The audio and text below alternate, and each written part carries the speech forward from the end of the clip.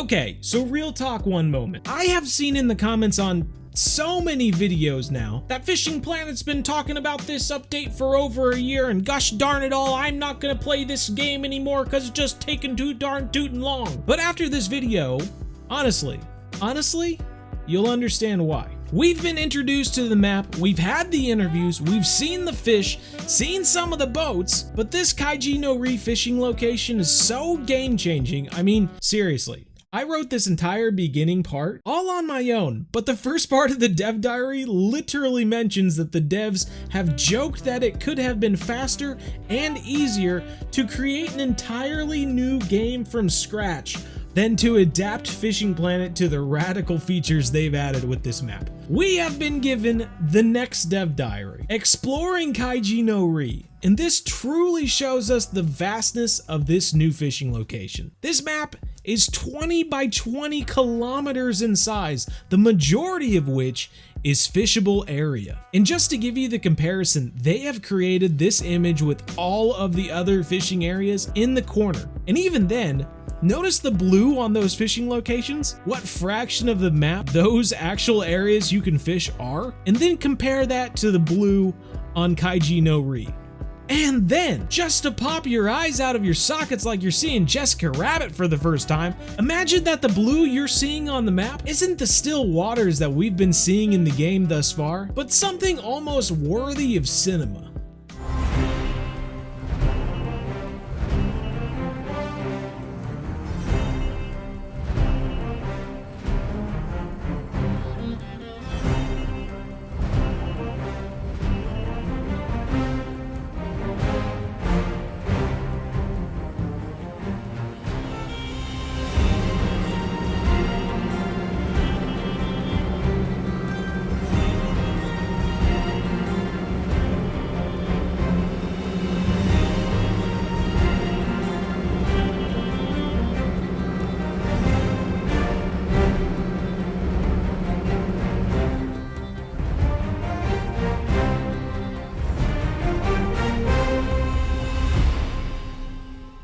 And to just dial that forward again, the water even changes based off of the weather. From calm evening sunsets to raging stormy waves.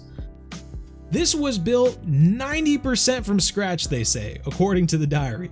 However, even then, they wanted to make sure we knew that this was still in beta and that the alpha version of these waves is still to be finished. Now, given the vastness of the ocean and some of the fish that we've seen, I'm sure you are wondering how difficult it will be to find the fish on this new fishing location. And luckily, they have given us a glimpse at how all of this will end up working. In this video, you can get a view of the two fish finders that will help you see the direction the fish are in comparison to the boat, as well as our normal depth finder we're used to seeing, which will reveal the size of the fish, as well as how deep these fish are currently residing. This may give us an idea of what type of species these fish are, based on the depth that they are at, as well as the size the depth finder shows. Another feature to find fish will be based off of real sea life simulation, such as this video showing jumping tuna chasing after baitfish.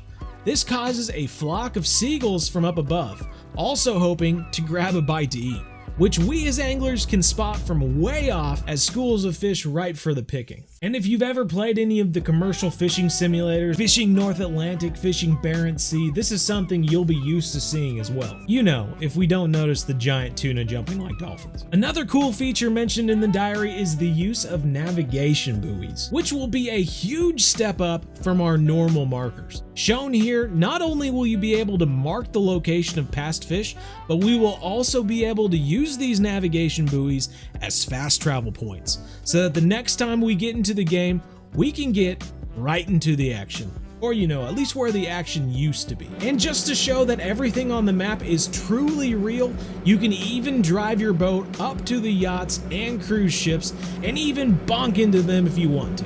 which is hilarious. And you know we're all going to do it just for the heck of it. And speaking of doing things just for the heck of it, why not consider hitting that like button and maybe subscribing if you haven't already. We like to avoid terms such as bandwagoner, but if you want to join the largest fishing game channel on YouTube, it's never too late to do that. But I think we can call that a wrap on this Dev Diary, everyone. I want to say they said that they would give information on the gear and equipment that will be coming with this location, and then I think that's pretty much it. So we must be getting pretty darn close to them wrapping this up. I know a lot of people have been kind of frustrated with how long this whole thing is taking, but this fishing location is just so darn different than everything they've put out in the game thus far, so I can understand why it's taking them so long to do this. And I can't help that I'm partly to blame. I mean, we kind of found out about this stuff through the interviews with Andrew, due to me, doing a little bit of prying and whatnot to make videos to share with all of you. And honestly, if there's so much uproar about how long this is all taking, it wouldn't surprise me if they just decide to keep everything under wraps next time around. But I, for one, am really enjoying seeing the whole process, and I hope the majority of you are as well. And if you are, make sure you comment down below so that Fishing Planet can tell that you are enjoying these updates just as much as I am. Now, if you want to join us at our live streams every Wednesday night from 7:30 to 9:30 p.m. Central US time, I would love for you to do so. It's so much fun hanging out with your fellow anglers and just going after some fish. But until the next episode, everyone, take care,